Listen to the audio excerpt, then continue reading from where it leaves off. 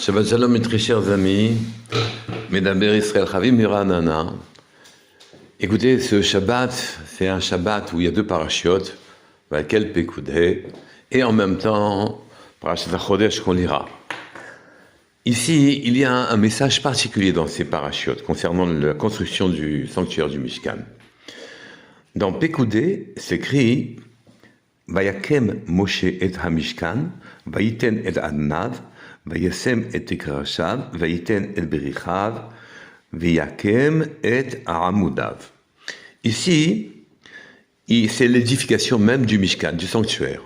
Et ce Mishkan, en vérité, d'après le Midrash, quand il dit que Moshe a construit le Mishkan fait essentiellement, dit le Midrash, allusion aux tentures.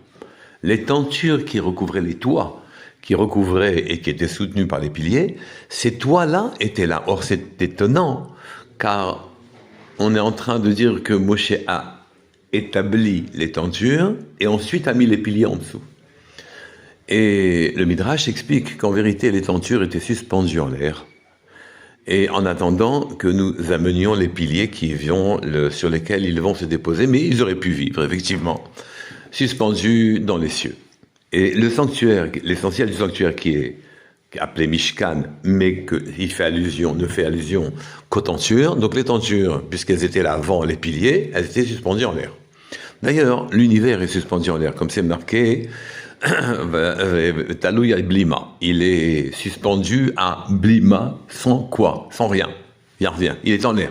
Nous sommes en l'air. Et nous sommes là, effectivement, pour mettre les piliers à ce sanctuaire, que Joubrou veut donner toute la sainteté, la grandeur, la chokhma à son sanctuaire, mais c'est à nous d'y mettre les piliers. On voit, par ailleurs, dans les parachiotes, dans la paracha, à propos du pasouk concernant la fixation des pieux, les petits pieux, qui font tenir les tentures, Rashi dit Yetdot litkoa ou lekacher bahem sofé ha-reot ba'aretz shelo yaniu beruach. On demande qu'on fixe les psukim demandent qu'on fixe les tentures de telle sorte qu'elles ne bougent pas avec le vent. Naturellement, on tire un message magnifique de ça. C'est que même si Akadosh Baruch Hu fait un miracle de suspendre au-dessus de nous son sanctuaire et qu'il va reposer sur nos piliers, on doit cependant les fixer. Et notre participation sera en quelque sorte un complément. Il faudrait fixer de manière à ce que ça ne bouge plus. Les grands chassidim disent que c'est là-dessus qu'on se base et qu'on doit être talmidim arbé, qu'on doit avoir beaucoup de talmidim, de manière à bien fixer la gdusha, la sainteté, l'esprit de la rouchaniout et l'esprit de la spiritualité sur terre, de manière à ce qu'elle soit bien fixée sur terre. Mais de la manière dont on s'exprime maintenant, il semblerait que l'essentiel, ce que l'on fait n'est qu'une participation dérisoire, juste pour que nous ne mangions pas le pain de la honte. On profite d'une sainteté incroyable, d'une présence divine visible et patente, mais on n'aurait qu'à mettre les piliers, à fixer, de manière à ce que ce soit pas raoua, que ce soit pas fragile, etc. Donc on n'a pas l'impression que notre participation est quelque chose de particulier. Cependant, dans ces mêmes parachiotes, il y a un Orachaim concernant les mots Ka'asher tziva Hashem et Moshe, comme Hashem a ordonné à Moshe.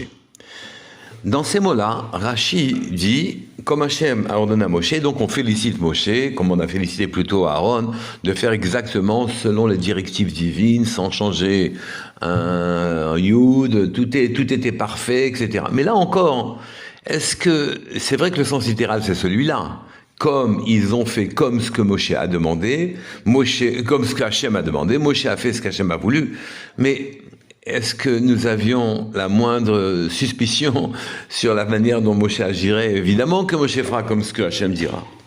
Et là-dessus, donc, le Rahim vient et nous dit,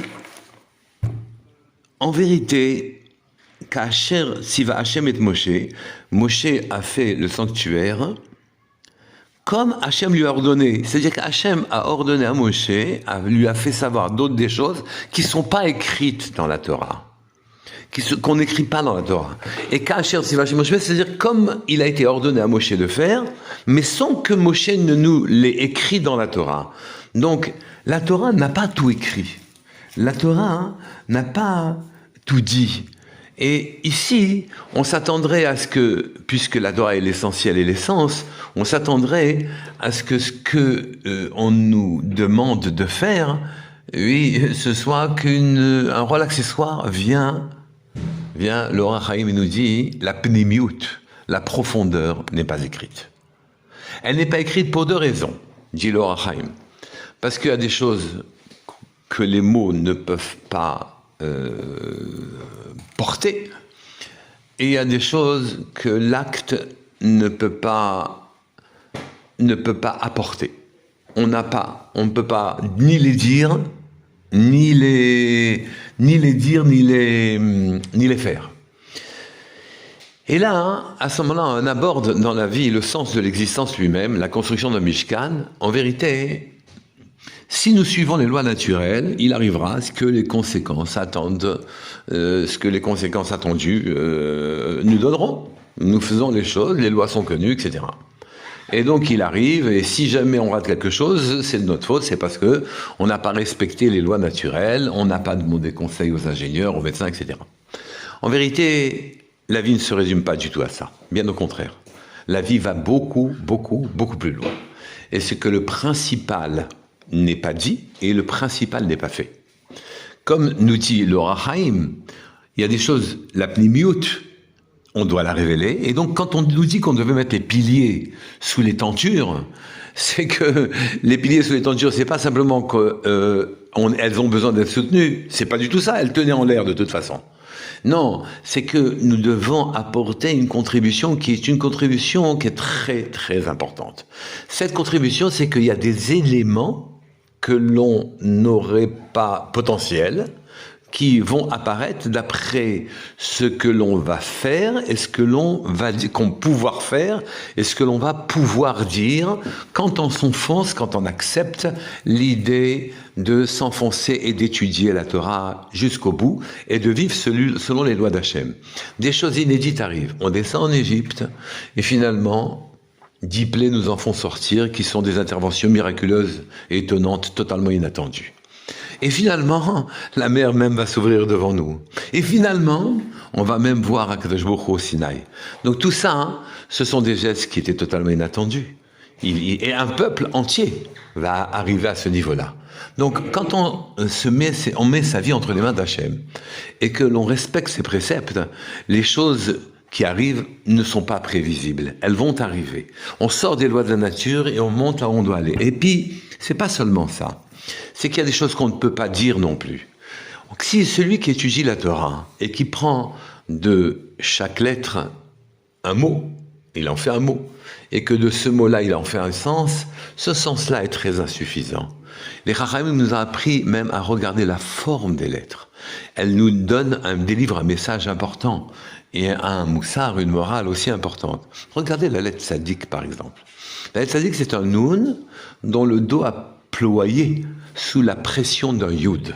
Le Tzadik, c'est quelqu'un qui a finalement en lui les 50 Sharebina.